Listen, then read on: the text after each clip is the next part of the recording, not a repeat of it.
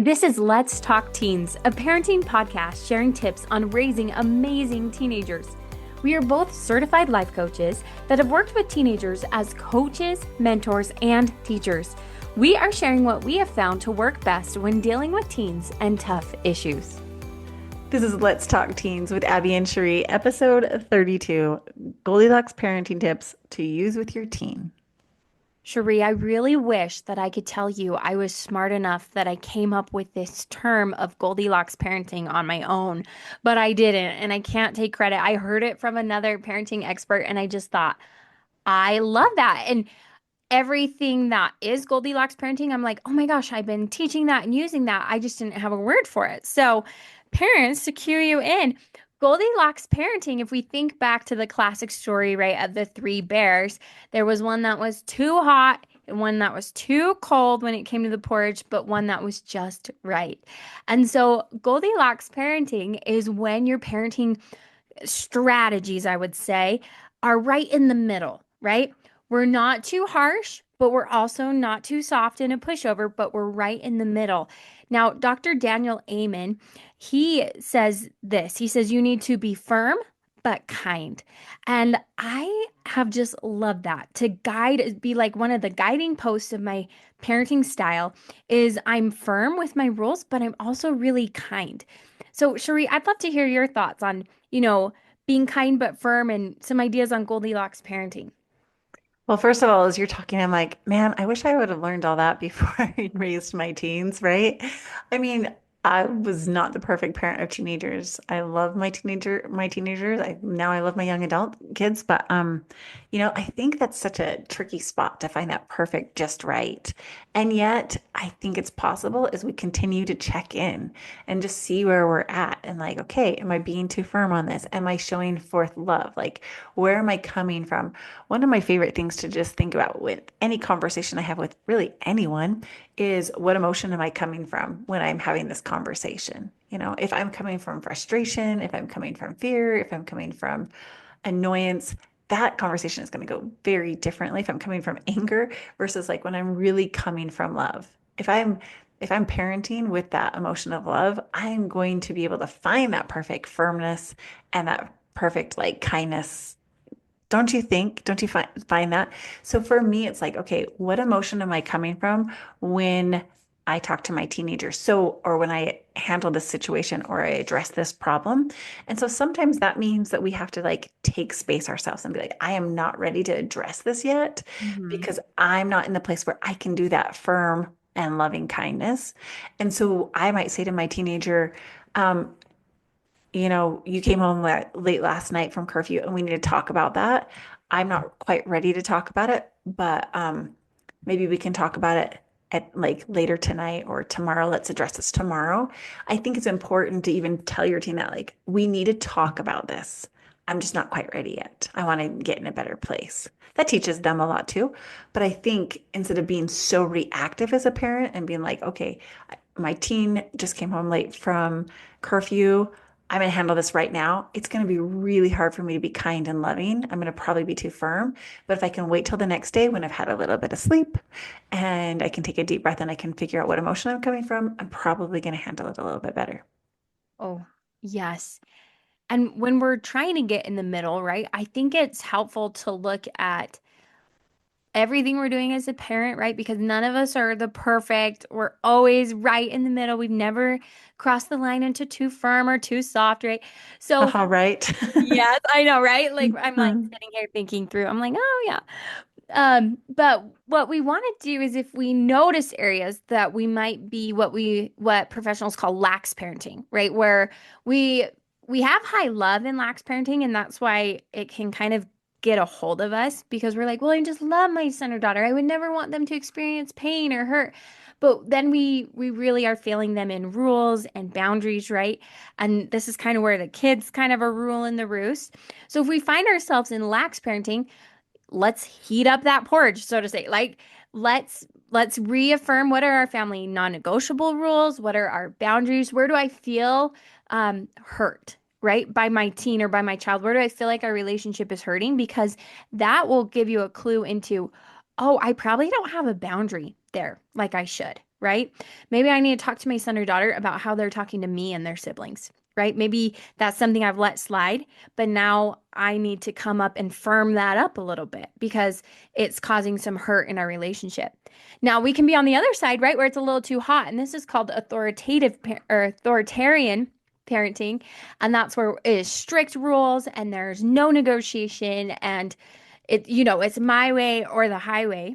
And a lot of kids can feel like they're not heard or listened to. You can foster a little bit of rebellion or dishonesty because your teen is just so afraid of what you might say or do when they've broken a rule.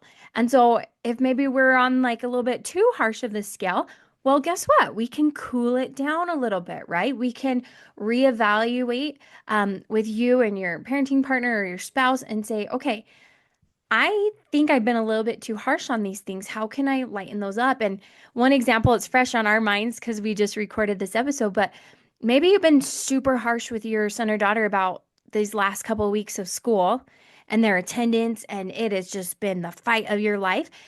Maybe can we find some ways to like lessen our hold on that and let them slough a class or two, right? And checking ourselves and our emotions and realizing, I might not be need to be as firm as I'm being and let my child just be a child, right? They might have this adult body, but they're just a child.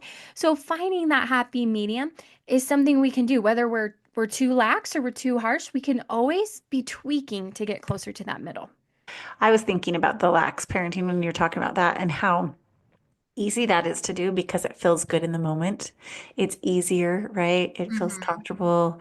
It feels very loving. It's Oh, just, feels like you're the best mom in the yeah, world. it feels so good.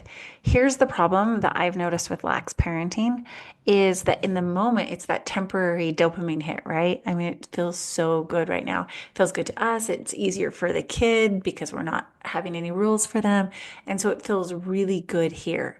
The problem is with lax parenting is the problems usually come down the road because there haven't been rules and boundaries. And so temporarily, right now, it feels good, but it's actually going to be so much harder for your child later on when they're faced with some stuff that they're going to have to deal with when everything's been so lax. And so I think I went right to the beginning of this, episode. I went right to the, okay, like check yourself so you don't come across too hard, that aggressive parenting. But then looking at it on this other side of like, okay, if I really love my child, I'm willing to be uncomfortable in this right now and set some boundaries. And it's not easy and it doesn't feel good to me or them. But in the long run, this is going to help them have their best life. And this is going to help me have the best relationship with them down the road because, you know, we're not going to have to be dealing with the repercussions of having no boundaries. Damage control, right? Damage control. Of Yeah. that relationship. Well, Yeah. I was just thinking, to wrap this up, maybe we'll share a couple examples of where I feel like, oh, that's a good example of what we'd call Goldilocks parenting. So let's pretend you and your teen, you've decided their grade in math is unacceptable, right? They're not going to pass. And so you have made the goal and the expectation with them that they are going to get it to a C, right? Um, Goldilocks parenting would look like, your son or daughter comes home and they're like, my math teacher is the worst person ever. She never prepares us for these tests. And, I'm just going to fail. And I just want you to know, like, there's no way I can get a C, right? Or, and they're giving you the whole sob story. So instead of being too harsh and going, well, you better shape up. And I just know that you're just not being fair to your teacher, right? And like, rah, rah, rah, like you better shape up and not being too lax of, oh, baby, it's fine. Let's call the teacher. Like Your we, teacher's the worst. your They are teacher's the word. Yeah. horrible. And like, let's call them and let's get you into a new math class, right? Like we're gonna find the middle and we're gonna say, baby, I'm so sorry. It sounds like you really bombed this test. I'm so sorry. Like you were studying for it, or man, that's disappointing, right? Um, what can we do? Because we've agreed that we're gonna go out to dinner when you get a C, right? Or whatever that reward is. When you get a C in your math class, like how can we figure that out? Um, so in that example, right, we haven't backed down from our expectation with our teen, right? But we really lovingly approached it.